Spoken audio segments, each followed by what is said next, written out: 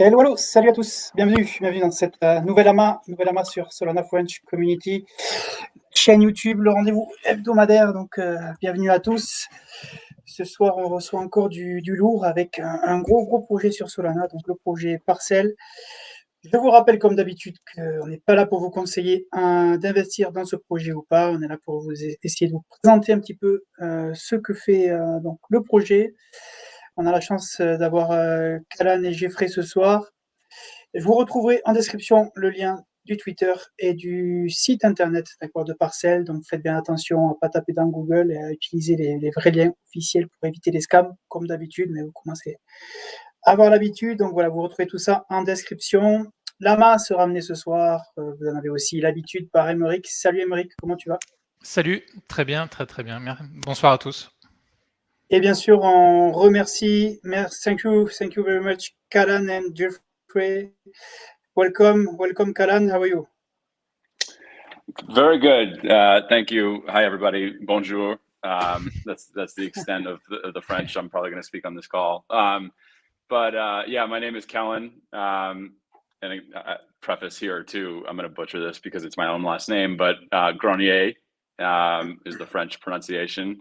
And I'm told that means attic or granary in French, Emmerich. I think that's what we were talking about earlier. I'm a co-founder of PARCL, COO. And I'm a former hedge fund analyst, and I'm one of 18, I think, quickly going on 20 team members here at PARCL.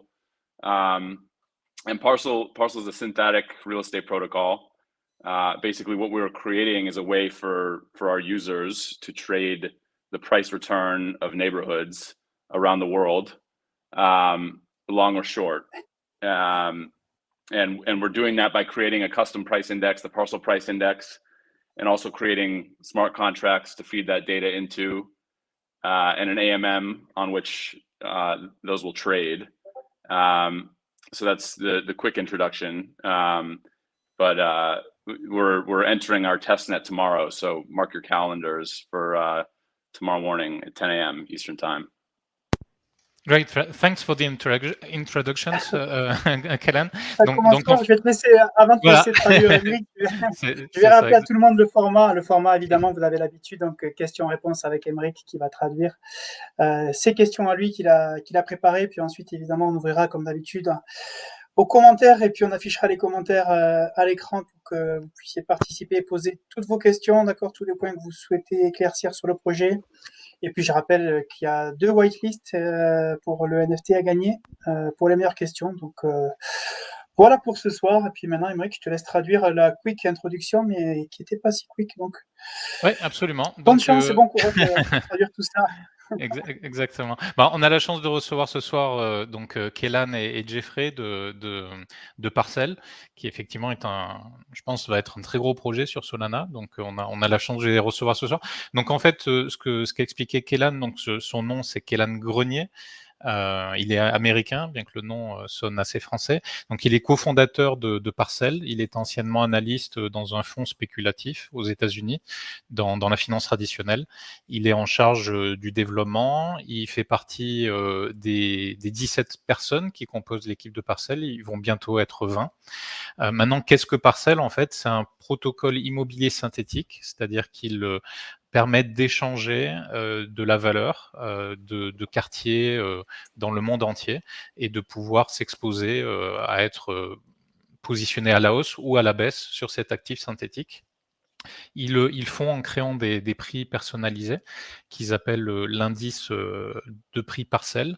Et pour ça, ils créent des smart contracts qui sont alimentés avec ces données et ainsi qu'une liquidité automatique qui permet de négocier ces actifs, sachant qu'il y a le testnet demain. Donc, c'est quelque chose qui est tout chaud. On les a en avant-première. C'est le premier amas qu'ils font justement pour démarrer leur testnet. So thank you very much, Kellan, for your introduction. It's interesting what you talked about PARCL. So now, if we dig really into the protocol, can you explain us concretely how will it work, and we are very familiar with traditional real estate. Could we manage these kind of similar strategies, meaning that we can target capital gains or just income generation? Sure. Yeah. And apologies, I just dove right into my introductory spiel. I didn't give you guys the opportunity to do the translation stuff, so we'll iron that out. But yeah, great question. In traditional terms, like most DeFi products or protocols, parcels, which are the smart contracts, are they're considered swaps, right? So users are swapping the return of USDC or any stable coin, at least at first, for the return of whichever neighborhood their parcel represents, right? Or the data that flows into that parcel, that the price return. So primarily, this is an appreciation or depreciation strategy. There's no ownership of underlying assets or cash flows. You don't have any claim on anything on the ground. As a user, you're only exposed to the price return of real estate in these given regions or neighborhoods. So you can own, for example, the price return of Soho in New York or Tribeca, and over time, as we roll out internationally, Kensington in London, or the second arrondissement in Paris. I think I nailed that. Just like you would own Bitcoin or Ethereum or Solana tokens, and over time, we're going to introduce some more exotic products such as leverage and income generative strategies such as staking. To your point on the last question on income generation, but primarily at first it's capital gain strategy. Ok, very interesting.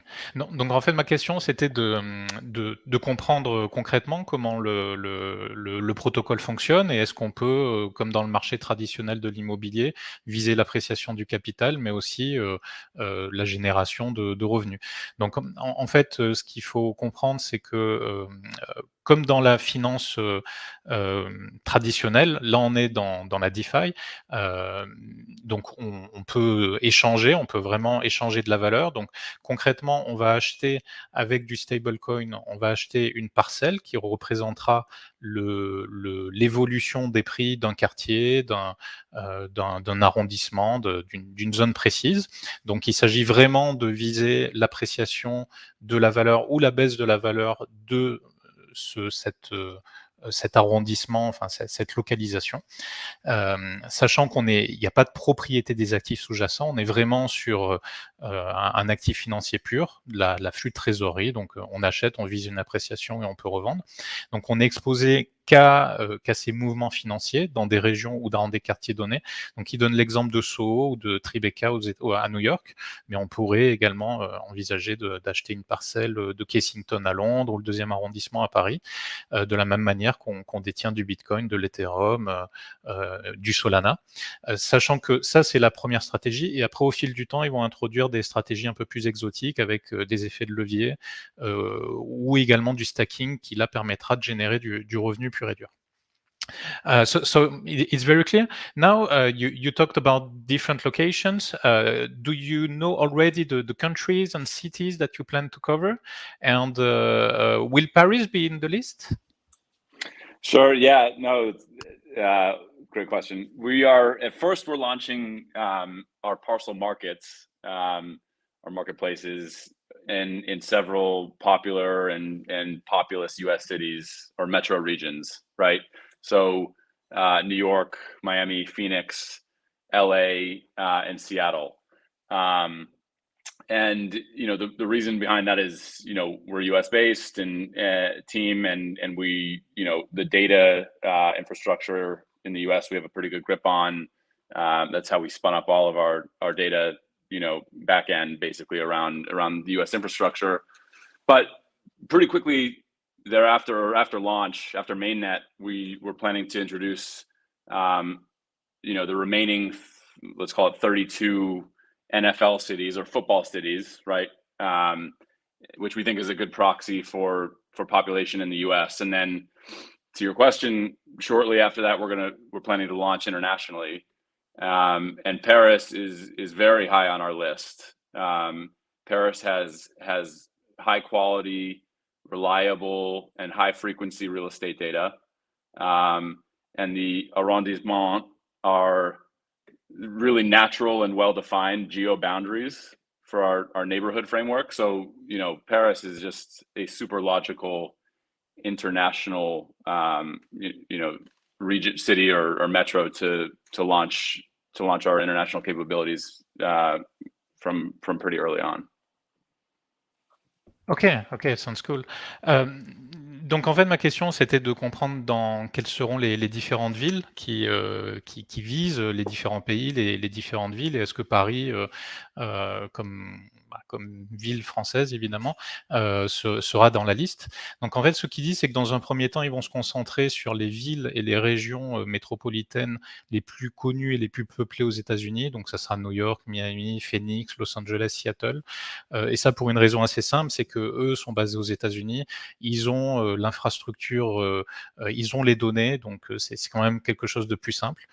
Par contre, une fois qu'ils auront finalisé leur mannet, ils vont introduire les 32 villes NFL qu'ils appellent, donc vraiment les plus grosses villes aux États-Unis où on retrouve les différents clubs de football américain, et qui sont un bon indicateur pour les populations aux États-Unis.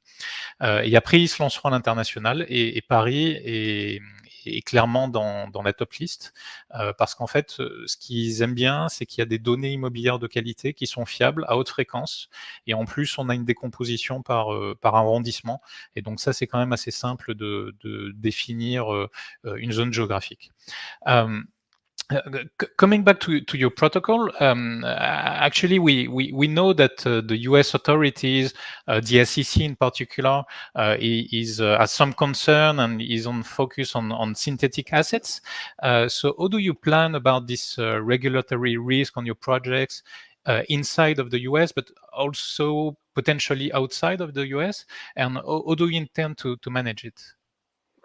Sure. Yeah, this is an important topic. I mean, it's one that we are super thoughtful around, just given kind of obviously DeFi in general and what we're working on specifically. One thing I'd maybe start with is that there's been a lot of developments recently that are constructive, both in the US and globally, as it pertains to crypto and DeFi. It seems like the regulators and politicians are taking a pretty fair and rational approach, which a year ago maybe a lot of people didn't think that would be the case. So that's something that we love to see, but everyone in the ecosystem does as well. As it pertains to us, I mean, what we believe that what we're creating with Parcel, the protocol, and parcels themselves are is a commodity, which is the price index, right? So every price index by neighborhood would represent a commodity, and then the smart contracts would be a derivative on that commodity.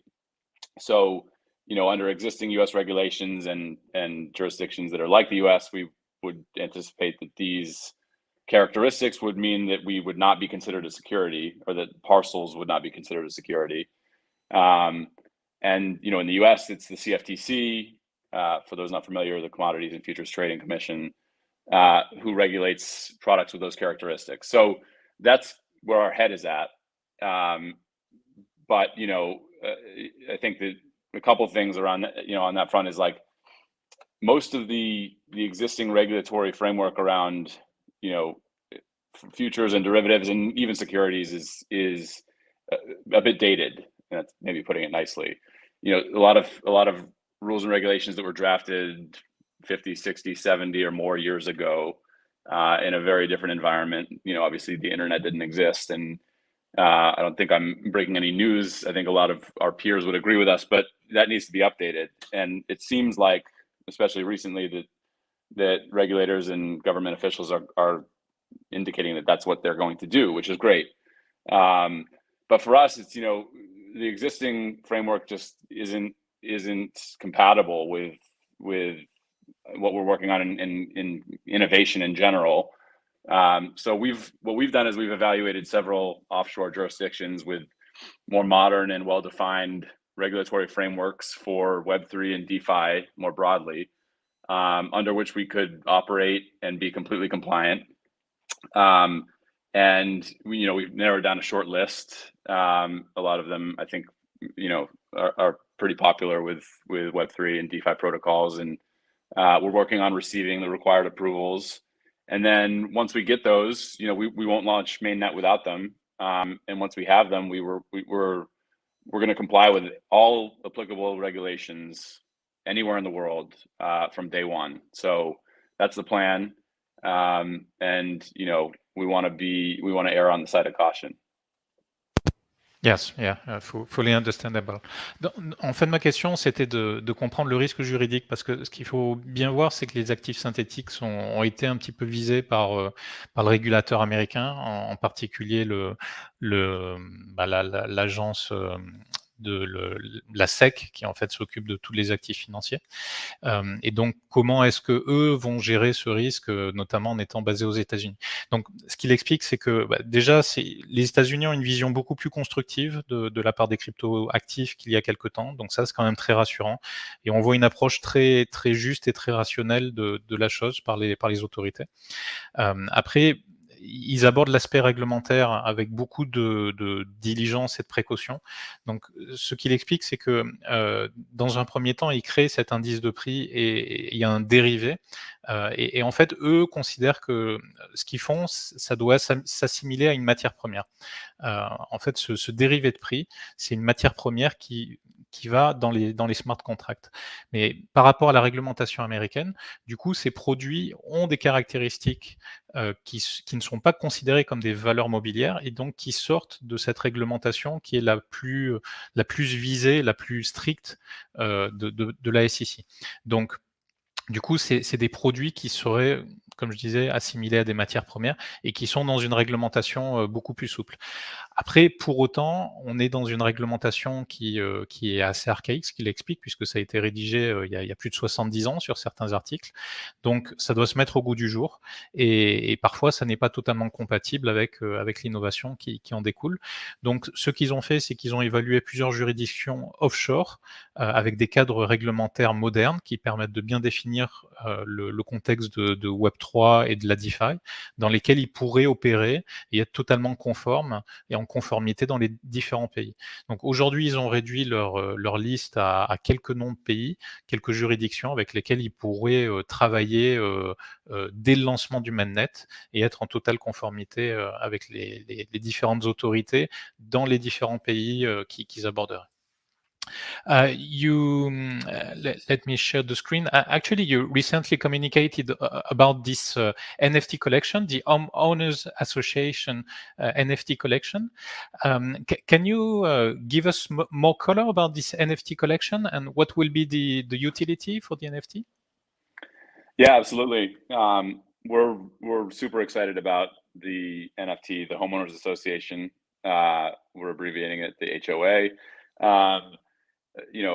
Homeowners associations, I don't know if you have this concept in France, but it's a community, kind of self-governed community within a larger community, right? So and they don't have a very good reputation.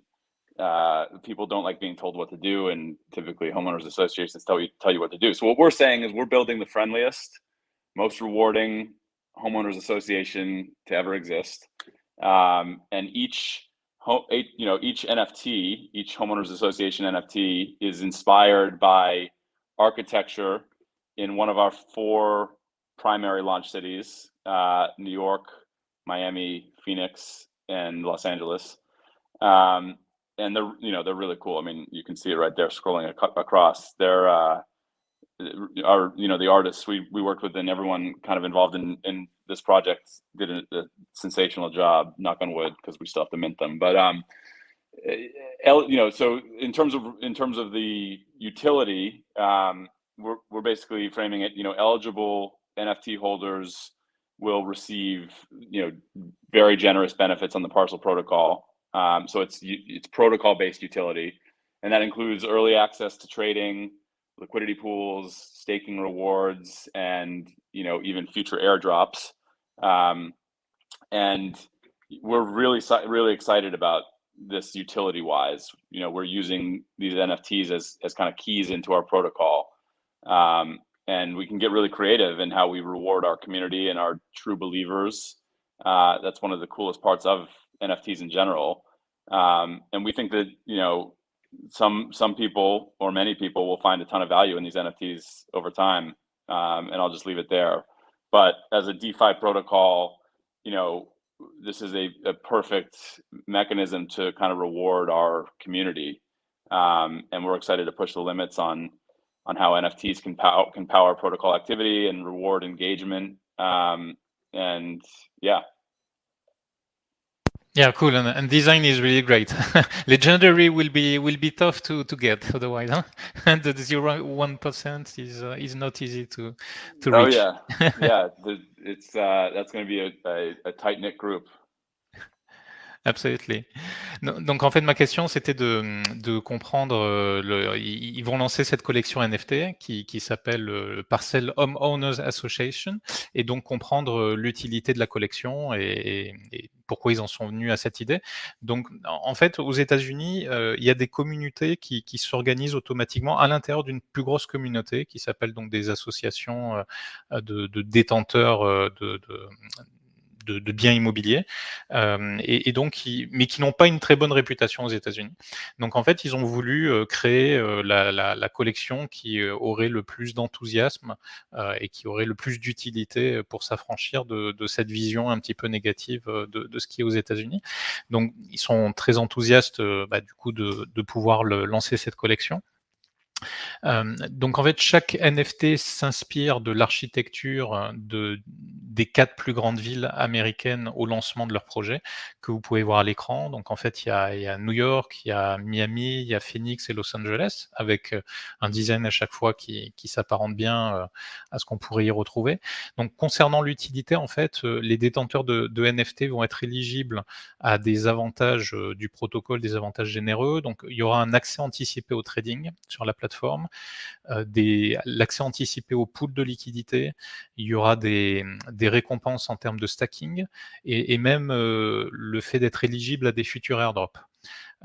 Et par ailleurs, en fait, ils vont utiliser ces NFT comme clés dans le protocole. Ils veulent que ce soit vraiment créatif, ils veulent qu'il y ait beaucoup d'utilités qui vont en découler. Donc, il y aura certainement d'autres accessoires qui seront ajoutés, d'autres outils à leur disposition.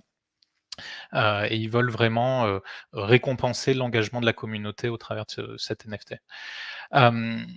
So that is really cool. We noticed that actually you completed your seed round with fantastic backers like Dragonfly. I noticed Conlist. I mean, there are Solana Capital and so on. So do you intend at some point to release a token in the future, and what will be its utility? Yeah, good question. And we have amazing investors. You mentioned we announced our seed round, led by Archetype, our friend Ash Egan, and then Dragonfly. You mentioned Parify, Coinbase Ventures, Solana Ventures. You know, there's a really strong roster. If anyone wants to read the announcement, it's on our blog. So we're thrilled with our cap table. And yes, we are planning to launch a governance token, which will be concurrent with our main net. So we're targeting some point in 2Q, second quarter. So probably in the back half. And the token, you know, it's going to govern and power our protocol. It'll primarily be used as an LP reward. So anyone who mints a parcel and pulls it in the AMM will be rewarded in 2 ways. First would be organically, which is a share of the fee pool in the AMM in which they're pooling. So every time that a parcel trades, if they're providing liquidity, they're entitled to capture part of that fee, actually the majority of it. And then secondarily is kind of a share of our token, which represents a yield and gives them, you know, governance rights over the protocol, which, you know, we think people will find valuable. And there's also going to be a staking functionality, and we're also ironing out a lot of the, just the granular details of our tokenomics at the moment, but we're going to publish a blog on that as soon as possible. So that's coming ASAP. Ok, cool. Donc en fait, ils ont complété leur premier tour de financement avec des VC et des backers de grands renom. Donc il y a des Dragonfly, il y a Coinbase, il y a Architect, il y a Solana Ventures et il y en a encore plein d'autres. Donc la question qui vient à l'esprit, c'est probablement derrière, est-ce qu'il y aura un token et quelle sera l'utilité de ce token? Donc alors en effet, ce que Kellen explique, c'est que ils ont ces investisseurs où ils sont totalement ravis de les avoir à leur côté. Il y aura un token de gouvernance qui va être lancé en même temps que le réseau principal, que le mainnet. Donc ça, il prévoit que ça sera sur le deuxième trimestre. Donc ça va être assez prochainement. Le token, quant à lui, va alimenter en fait tout le protocole. Il va permettre de servir de récompense pour les fournisseurs de liquidités sur la plateforme. Donc toute personne qui pourra minter un parcelle et qui le met en fait en liquidité va être récompensé de deux manières. Il y aura donc un jeton qui représentera son rendement, un peu comme du staking. Et puis il pourra également obtenir une part des frais de cette pool de liquidité, de la même manière que si on faisait du farming. Donc ça, c'est pour une proposition qui a du sens parce que ça permet de rétribuer leur utilisateur tout en donnant de la liquidité du coup au protocole. Et il y aura donc des fonctionnalités de stacking et ainsi que d'autres fonctionnalités au travers de la tokenomics qui va être publiée très prochainement. Donc en fait, ils vont publier sur leur blog un descriptif précis de toutes les fonctions actuelles et à venir. Et donc ça, c'est pour très bientôt. So thank you very much, Kellen. I don't want to ask you thousands of questions because I'm pretty sure that we will have quite a few. This is a protocol that talks to everybody. So just one question, and then we will open up the chat for the questions. What will be your future roadmap? So you talked about the early access. When will be available? Which kind of features that we will see on this early access? Important question. Yeah, I mentioned our testnet is launching tomorrow, so that's a big milestone. It gives people a window into the protocol itself, and they get to see Parcel live and trade. Quote, I put quotes around trade because it's going to be with fake USDC, which we're going to airdrop to everyone who participates. But so that's really exciting. So that's the most important near-term one. We think people should participate in the testnet for many reasons, least of which is that it will make everyone people who participate eligible for a whitelist token for our NFT mint. And yeah, we've been testing the DevNet over the past few weeks, and it's amazing to see it live. Our engineers did a sensational job, both data and blockchain teams, and front end, of course. It's just really cool to whip around in buying all of these historic and high value neighborhoods, and I think I own like half of downtown New York on our DevNet, obviously in fake USDC. And I'm obliged to say that on mainnet, Parcel employees won't be allowed to trade parcels. I know that's been an issue in the broader Web3 ecosystem in the past. So we're really looking forward to community feedback. We're going to reward high quality feedback. We have a lot of ways to do that. A lot of ways to reward community members who are offering valuable insights and suggestions and discovering bugs, etc. I don't think there'll be any because our blockchain team did an amazing job, but you never know. So once our testnet closes on April 10th, we're going to open up our NFT mint shortly thereafter. So within hours, I think for our whitelist holders or our pre-mint holders, and then 24 hours later, we're going to open up a public mint, and then the reveal will be, I think, near immediate. And then after that, we're going to refactor the protocol for a few weeks, and then open up a second version of the testnet based on the feedback and some incremental functionality. And then we're going to enter mainnet after that, most likely in late May or early June, and also launch our token, as I mentioned. So a lot of things on the near-term horizon, and then I think a little bit further out, I mentioned the new markets and especially international, which I think is relevant to you and your audience. Hopefully, we'll have Paris parcels up and running sometime in the summer. I don't want to overpromise, but that'd be amazing. Yeah, absolutely. So actually, you have an intensive roadmap going forward. That's really cool. Non, en fait, ma question, c'était dernière question, de comprendre quelle était la roadmap et puis les grandes échéances à venir sur leur protocole. Donc, déjà, il y a le testnet qui va être lancé demain. Donc, ça, c'est quand même, on est dans le cœur de l'actualité. Il incite évidemment le plus de personnes à venir tester leur protocole. Et déjà, pour une raison toute simple, c'est qu'en fait, tous ceux qui pourront tester et donner un petit peu de feedback seront certainement éligibles à la waitlist pour leur NFT. Donc, concernant le DevNet, ils vont le mettre en place sur quelques semaines. De leur côté, ils l'ont travaillé en interne et ils sont très contents de l'état du protocole à ce stade. Les ingénieurs ont beaucoup bossé dessus, également la partie interface, donc ils sont vraiment très, très, très contents. Ce qu'expliquait Kellan, c'est qu'en fait, il détient sur le DevNet la moitié du centre-ville de New York. Bon, c'est évidemment avec des faux USDC, mais voilà, c'est pour le fun, ça sera sûrement à lui que vous achèterez des parcelles sur New York. Donc, sur le réseau principal, donc une fois le mainnet lancé, les employés, eux, ne seront pas autorisés à acheter des parcelles. Donc, ensuite, ils vont attendre évidemment les retours de la communauté. Ils vont récompenser ces retours. Donc, il y aura une sorte d'incentive testnet. Pour le moment, c'est pas encore défini dans quel terme, mais ils vont être très généreux sur la manière de récompenser les gens qui apporteront des commentaires de qualité.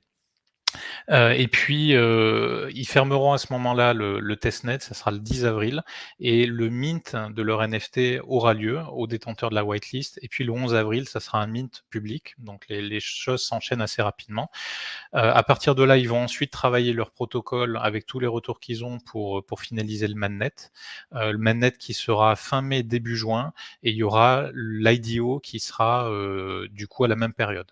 Et puis, une fois qu'ils auront fait tout ça, ils ouvriront ensuite le protocole sur les pays et les villes en dehors des États-Unis et potentiellement Paris pour cet été.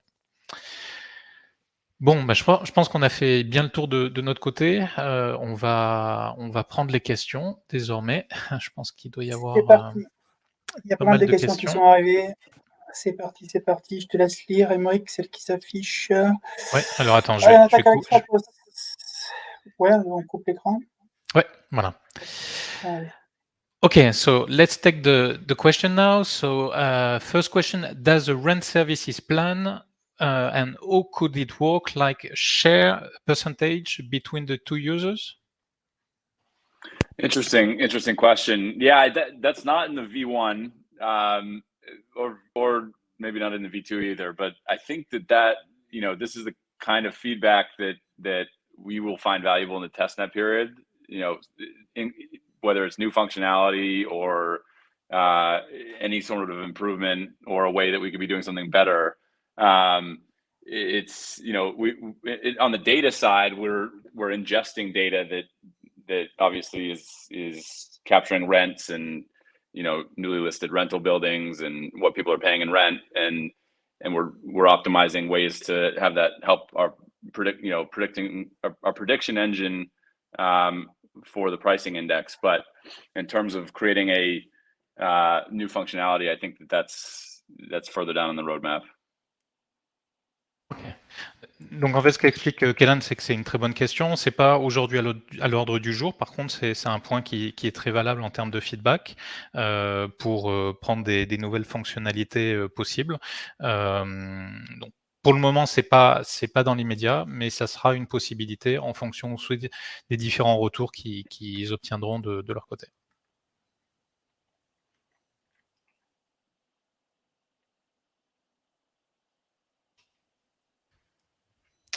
Alors, deuxième question, comment participer au testnet? So second question, how to participate to the testnet? Yeah, that's an easy one.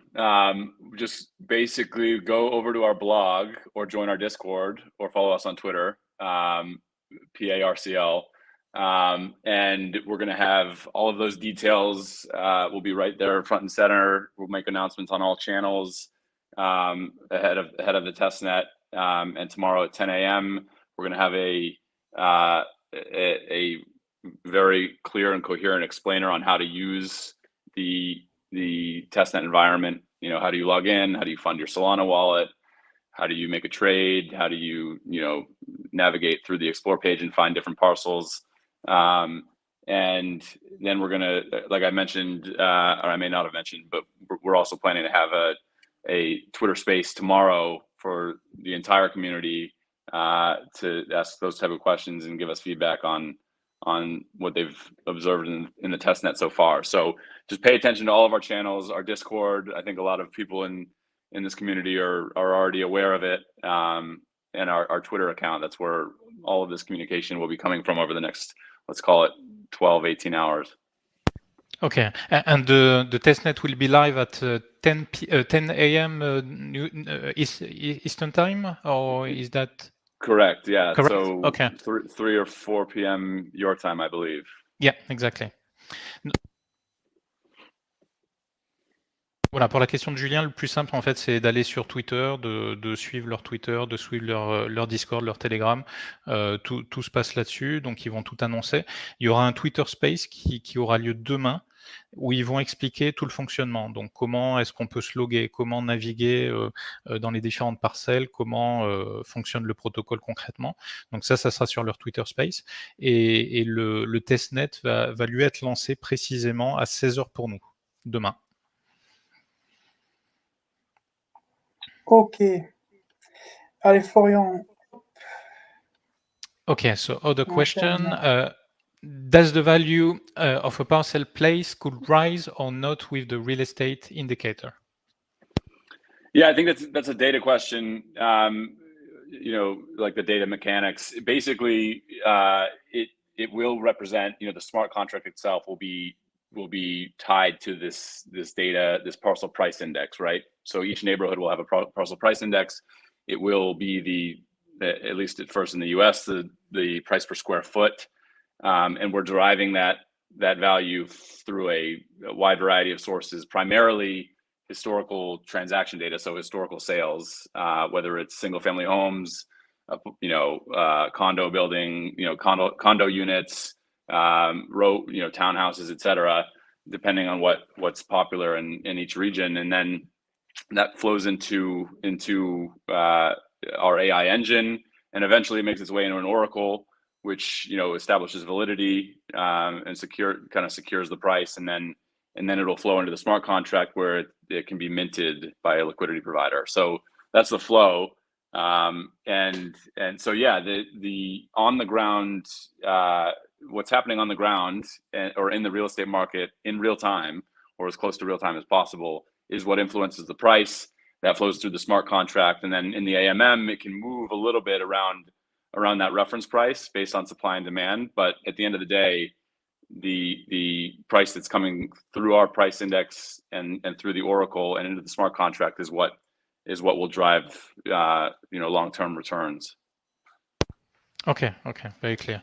Donc en fait la question de Florian, c'est de comment est-ce qu'en fait les prix de parcelles peuvent monter ou pas en fonction des indicateurs immobiliers.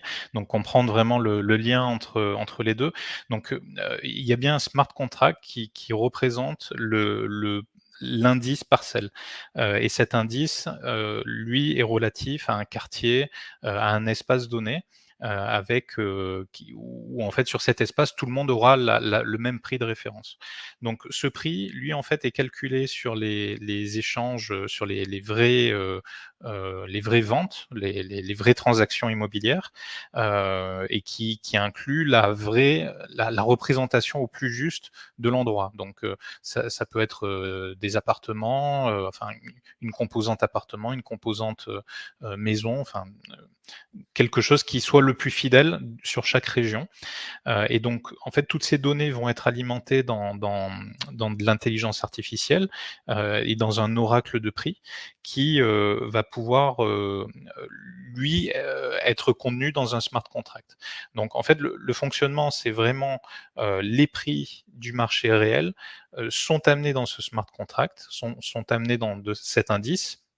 Ensuite, il y a des fournisseurs de liquidités qui vont minter des parcelles qui font que le prix va un petit peu varier en fonction de la demande, de l'offre et de la demande à ce moment-là, en fonction de la liquidité requise. Mais en tout cas, c'est bien le prix réel qui va influencer l'indice, donc le smart contract, et donc au final la valeur qu'on aura dans son wallet.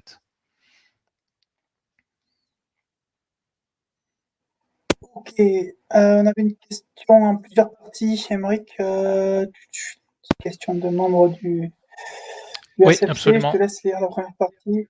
Allez, en deux Voilà, parties, donc si tu c'était comprends. une question de Kingi Pandboom. Donc en fait, alors, so we have a question. PARCL offers a mirror token of the real estate market price. Is the price taken from an oracle or through another system?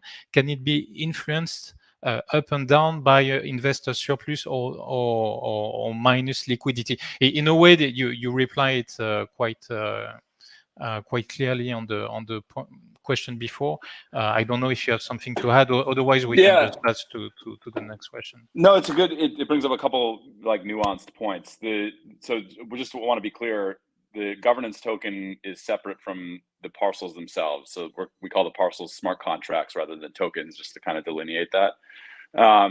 So that is right. I think that, and then my answer on the last question probably explained how the smart contract operates and what the price feed is. How it interacts with the smart contract. And then in terms of being influenced up or down by I think the question is like by a large investor of physical real estate or a developer or something like that. Theoretically, yes.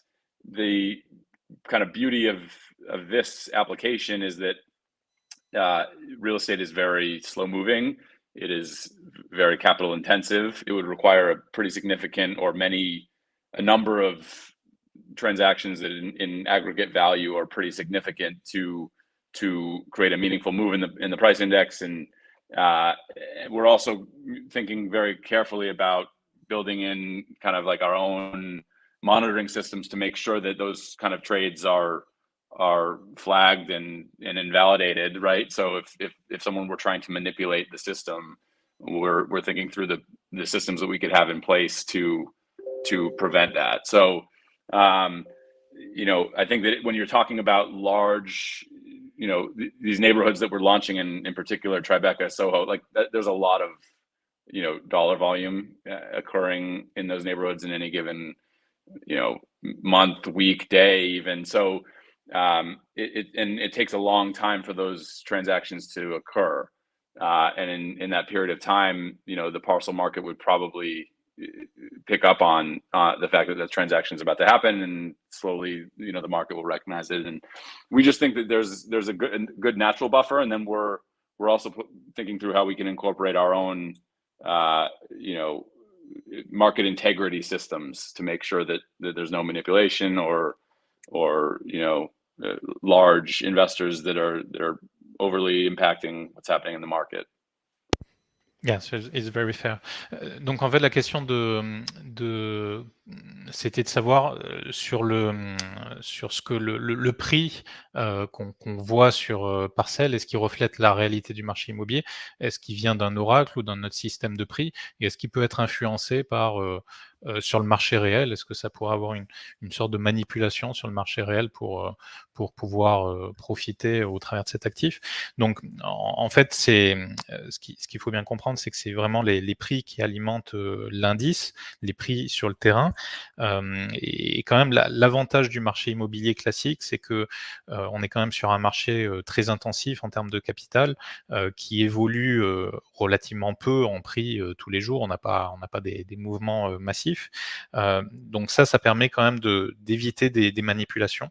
Et puis par ailleurs, ils vont développer un système interne pour essayer de tracer des transactions dans le réel, encore une fois, qui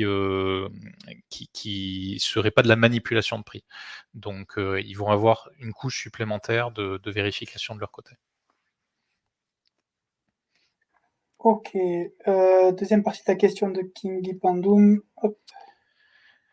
C'est how. Wait, how is the price per square meter, but it can be a different measure in the US calculated? For instance, on a building, we have different type of properties like small apartments, penthouses, etc. How is the differentiation of these properties carried out? And will it be an average of the parcel, or you take in the calculation the different components? Yeah, really good question. I think at the highest level, what the parcel price index is designed to be representative of what is the average price per square foot or price per square meter within the boundaries that we're setting for that neighborhood, right? So it's kind of on us to make sure that the price that's coming out is representative. At the same time, we're going to give give some insight into the methodologies and what are our kind of hurdles to make sure that a market is ready to list. There needs to be enough data. There needs to be strong data quality, data availability, and enough transactions happening, and all of those sorts of things. So I mentioned we're ingesting data from several different sources, primarily historical transactions, right? But listings are very relevant, right? So when something gets listed, at least in the US, that price is curated. The listing agent, the buyer, the seller of the property have all kind of like gotten together, put their heads together, and come up with a price that they think is, in most cases, they believe would be fair and generate buyer interest. And that's in the most real time, right? Like, so listed properties are what's what sellers believe the market's willing to pay at that moment in time. So and then there's several other things. We're looking at geospatial data. We're looking at kind of like census type data. How many coffee shops? What's the public transport situation? What's the school quality? We're looking at satellite data to give us latitude and longitude down to like literally a pinpoint. And kind of observe, at least in single family homes, if someone's doing work on their house, adding square footage, that would obviously have an impact. So it's complicated, and there's a lot of like region specific nuance, right? In New York, it's Manhattan is concrete jungle. It's primarily condos and co-ops is what they're called. So it's one specific type of building, and then LA is more spread out, so there's more single family homes. So we need to think about what each market, how it's structured, and what's the prevalent data source, and optimize around that. So, but we have a really strong data team. They're incredible, led by Jason Lewis, who joined us from Microsoft. He's very accomplished and a brilliant data scientist, and they're thinking through all these hard problems, and once in a while they'll loop me in, and they can school me, and maybe I'll come up with a good idea or two. Yeah, cool. And probably you will get also the feedback from the community, the one living in that specific regions. Maybe they can also. Absolutely. Yeah, that's. I mean, that's also kind of the design of our launch and the rollout, right? We're launching with markets that we've done a lot of background work on. We're comfortable with the data and the representativeness of the prices that are coming out and being fed into the smart contract. But in order for us to spin up a new market, we need to meet those requirements, right? We need to have, so that the market can have confidence that this new market is representative, and especially as we go into international regions, community feedback is going to be super important. So please let us know everything that we need to know about real estate. If anyone has any expertise, our door is always open. Cool. Donc en fait la question qu'on avait précédemment, en fait, c'est dans quelle mesure le prix au mètre carré est calculé. Dans le cas d'un immeuble, on peut avoir différents types de biens, donc est-ce qu'il y a une différenciation de ces biens ou est-ce que ça sera une moyenne? Donc voilà, concrètement aller dans le calcul. Donc en fait ce qu'explique Hélène, c'est que l'indice de prix est vraiment représentatif d'un quartier, d'un arrondissement, d'une zone géographique très précise, sur laquelle ils ont une méthodologie qui tient compte vraiment de ce quartier. Donc au niveau du sourcing de prix, en fait, il y a principalement deux points. Le premier, c'est les transactions, comme il expliquerait précédemment, mais aussi le listing, donc en fait le prix affiché par les différentes agences, parce qu'en fait, on considère que ce prix est censé refléter quand même la réalité du marché quand on est face à un marché liquide. Donc, et puis l'avantage, c'est qu'on a un prix qui évolue quand même en temps réel. Par ailleurs, ils utilisent en fait des données satellites pour s'assurer que les biens qui vont servir dans la génération de ces prix soient ceux qui sont représentatifs du coin. Donc il donne l'exemple que Manhattan, il y a beaucoup de buildings où c'est par exemple du co-living, tandis qu'à Los Angeles, ça sera plutôt des maisons de famille individuelles. Donc on ne peut pas prendre les mêmes biens partout. Il faut vraiment intégrer tous ces éléments. Donc là, ils utilisent pas mal de données de géolocalisation. Ils regardent la composition du quartier en fonction des écoles, etc., pour que ce soit encore une fois le plus représentatif, et chaque marché a ses propres modes de fonctionnement. Mais ils sont très confiants sur le fait d'utiliser les bonnes mesures. En fait, la personne qui est en charge de toute l'équipe de données, c'est un ancien de Microsoft qui est un scientifique de la donnée, et donc ils sont très confortables sur leur méthodologie, et par contre ils sont totalement preneurs de feedback de la communauté, que ce soit aux États-Unis pour démarrer, mais aussi à l'international qui sera leur marché par la suite. Ok, qu'est-ce qu'on a comme question? Hop, T-side. Okay. At the level of the legal aspect, is PARCL regulated at the level of legal authorities? Yeah. So coming back to the regulation, is PARCL regulated at the moment, and what would be the main risk? Yeah, I think I gave a pretty comprehensive answer to this earlier.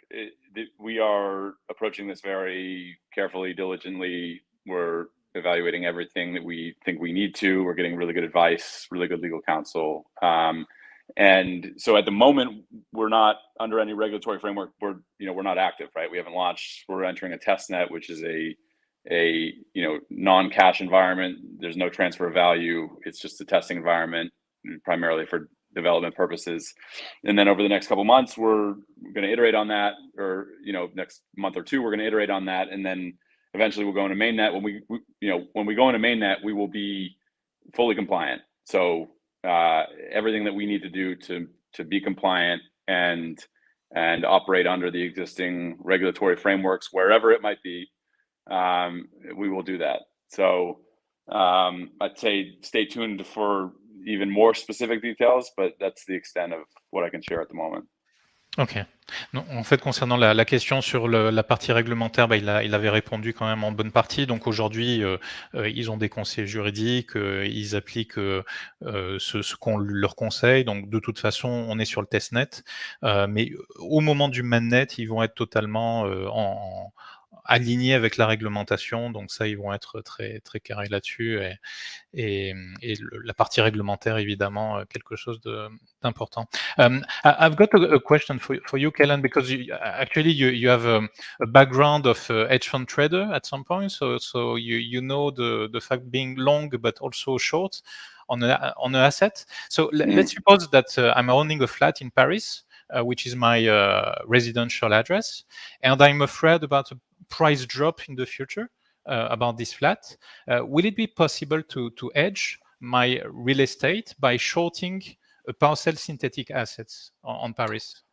Absolutely. That's one of the one of the functions that I'm personally, and I think we more generally are most excited about. I think in that scenario, Emmerich, what you should do is you should provide liquidity. It's not quite as capital efficient, but it makes you eligible for participation in the fee pool and governance token rewards. So you get, you will be able to hedge yourself by providing liquidity because it makes you synthetically short, but you're also going to be rewarded for doing so because all else equal, we need to make that an economically favorable transaction for any liquidity provider, even ones that don't have something that they're hedging. So, but it's a no-brainer for you because you'll get protection and boosted, a boosted reward on top of it. And then as we roll out more functionality, once we're in our mainnet environment, there will be kind of like more vanilla shorting that's not as capital intensive, where you can just sell the parcel that you're interested in short. Ok, really cool. En fait, ma question, c'était de savoir si on pouvait utiliser PARCL comme protection. C'est-à-dire que on détient un actif immobilier, on craint une éventuelle baisse. Donc, je prenais l'exemple d'un appartement à Paris. Est-ce qu'on pourrait utiliser leur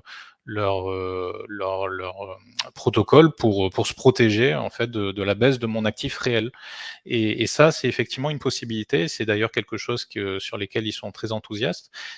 On peut en fait fournir de la liquidité. Quand on fournit de la liquidité sur PARCL, ça veut dire qu'en fait on short, on spécule à la baisse un actif qu'on n'a pas. Et l'avantage, c'est en fait on peut même amener cette liquidité pour recevoir des tokens de gouvernance.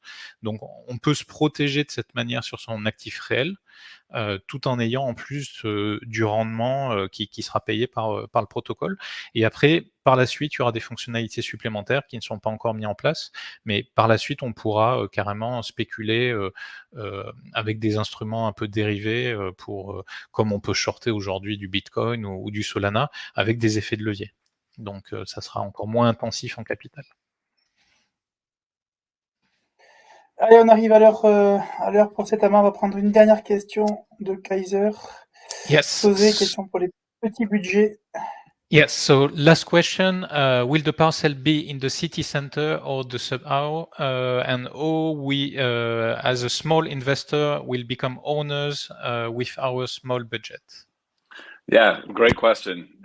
So at first we are launching in kind of very populous neighborhoods within major metro areas, right? Very high concentration of folks living there and transactions, real estate transactions, everything that we need to have confidence in the price index and the smart contracts, right? So, but over time, as we get more efficient and capture more data and branch out into the suburbs, we will enable, ideally we'll blanket the earth, right?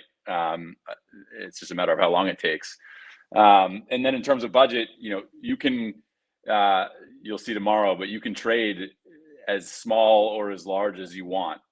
You can own a fraction of a square foot for the corresponding USDC or stablecoin value, right? Or you could just buy 1 square foot, and you'll see. I think in Tribeca, that would be approximately $1,500–1,600. So it's we think that's a really compelling value proposition for users. You can get exposure to one neighborhood or several neighborhoods or a basket of neighborhoods for whatever dollar value you want. Yeah, which is really there is no alternative in the real world. There is no alternative. Donc en fait, concernant la question de Kaiser-Soze, c'est est-ce qu'on achètera des centres-villes? Est-ce qu'il y aura également en fait les alentours, la banlieue qui sera accessible? Et en tant que petit investisseur, est-ce qu'on pourra accéder au protocole avec ce budget? Donc en fait, dans un premier temps, ils vont lancer sur des grandes métropoles, dans vraiment des lieux avec de grosses concentrations de population, parce que c'est là où il y a le plus de transactions, où ils sont le plus confiants sur les indices de prix, que ça sera le plus juste. Donc ça sera vraiment les gros quartiers des grosses villes américaines. Et après, par la suite, ils élargiront le spectre. Concernant le budget, c'est quand même la beauté du protocole, c'est qu'en fait on peut acheter des fractions de mètres carrés, 1 mètre carré, moins d'1 mètre carré, plus d'1 mètre carré, la quantité qu'on souhaite. Et il donnait l'exemple d'un très bas cas à New York qui vaut 15 000 $ du mètre. Si on veut acheter, de leur unité de mesure, mais si on veut acheter 1 mètre carré, on peut. Si on veut acheter moins, on pourra aussi. Donc ça, c'est quand même quelque chose qui est pour les utilisateurs qui offre une exposition sur un actif ou sur une multitude d'actifs de manière très, très simple.